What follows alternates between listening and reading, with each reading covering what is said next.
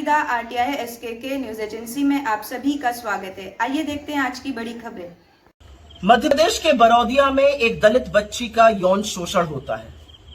यौन शोषण करने वाले उसको डराते हैं, धमकाते हैं और कहते हैं कि वो इस बात के बारे में किसी से कुछ ना कहे। थोड़ी बहुत हिम्मत जुटाकर वो अपने परिवार को इस बात के बारे में बताती है और बड़ी मुश्किल से एफआईआर होती है। इस दलित बच्ची के यौन शोषण के मुख्य अभियुक्त बीजेपी के नेता पाए जाते हैं। उसमें से जो मुख्य अभियुक्त एक है अंकित सिंह, वो बीजेपी का कोई युवा ग्रामीण मंडल का अध्यक्ष था, और दूसरा अभियुक्त कोमल सिंह बीजेपी के विधायक भूपेंद्र सिंह का करीबी माना जाता है। इन लोगों ने मिलकर उस परिवार पर दबाव बनाया कि वो समझौता कर ले, और जब परिवार ने उससे इनकार कर दिया, जब वो राजी नहीं हुए, तो इन लोगों ने उस पीड़िता के भाई की पीट पीट कर हत्या कर दी। और जब मां ने आके बीच बचाव की कोशिश करी तो उसको भी निर्वस्त्र करके पीटा गया। यही नहीं, अभी 3 दिन पहले पीड़िता के चाचा को समझौते के नाम पर बुलाया गया। जब उसने समझौते से इनकार किया तो उसकी भी हत्या कर दी गई। पर हैवानियत यहां पे खत्म नहीं होती है, हैवानियत तो यहां से शुरू होती है, क्योंकि वो दलित बेटी जब अपने चाचा की लाश को पोस्टमार्टम से लेकर एम्बुलेंस में गांव जा रही थी, तो एम्बुलेंस से गिर जाने पर उस दलित पीड़िता की भी मौत हो जाती है।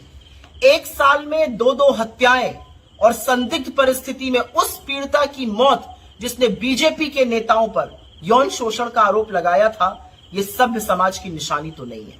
मुझे नहीं पता आपको इस बात की खबर मिली है कि नहीं मोदी जी, लेकिन असलियत यह है कि दलित, आदिवासी, पिछड़ा होना इस देश में अभिशाप बन चुका है।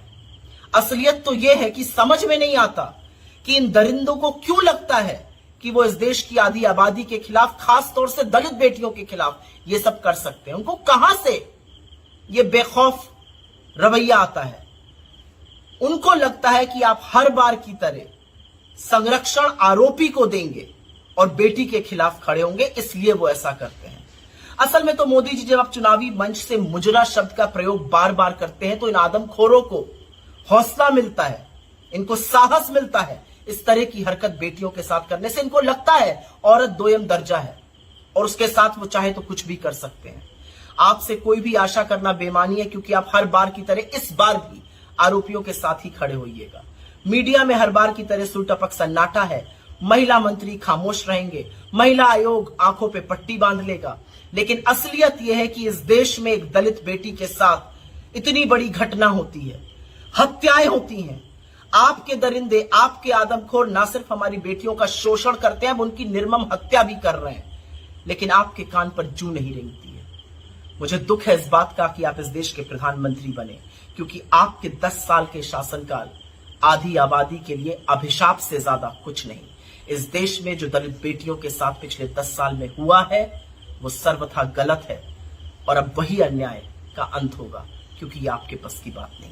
क्या आपका एनजीओ है और काम करने के लिए डोनेशन चाहिए, लेकिन 1280G सर्टिफिकेट नहीं होने की वजह से डोनेशन नहीं मिल पा रहा है?